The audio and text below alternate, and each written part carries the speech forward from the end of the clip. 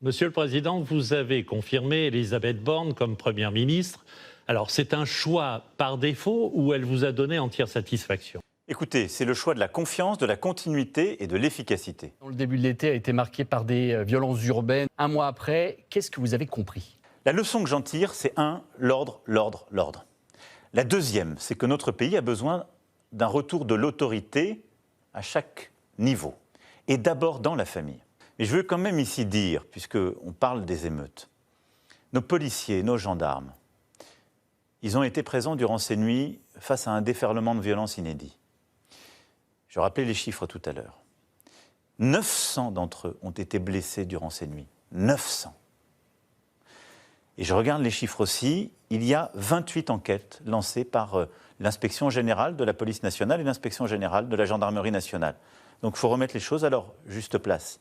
Il faut être absolument intraitable quand il y a des débordements qui sont faits, que la déontologie n'est pas respectée. Tout le monde doit respecter la loi. Et donc il faut entendre cette émotion tout en faisant respecter l'état de droit pour tous. La rentrée scolaire est dans un mois et demi maintenant. Pouvez-vous garantir que tous les élèves auront un professeur et que les absents, comme vous l'avez mentionné, seront systématiquement remplacés?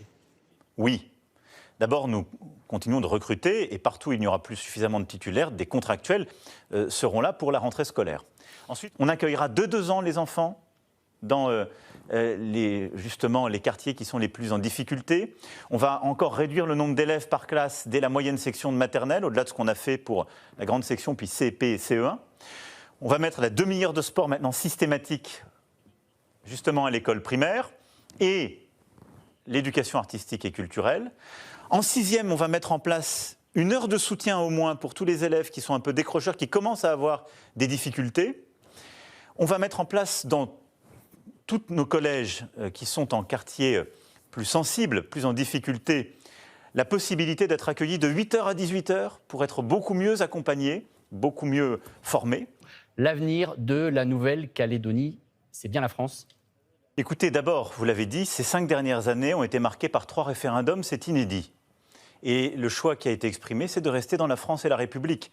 Maintenant, je suis aux côtés de nos compatriotes pendant ces jours pour, ensemble, définir les bases de ce nouveau chemin, de ce nouveau projet d'avenir pour la Nouvelle-Calédonie, respectueux de son identité, de son histoire, mais à la lumière du choix qui a été fait. Donc c'est notre influence qui se joue là aussi, et une place aussi de notre avenir dans le climat, dans cette zone qui est aussi l'objet des dérèglements.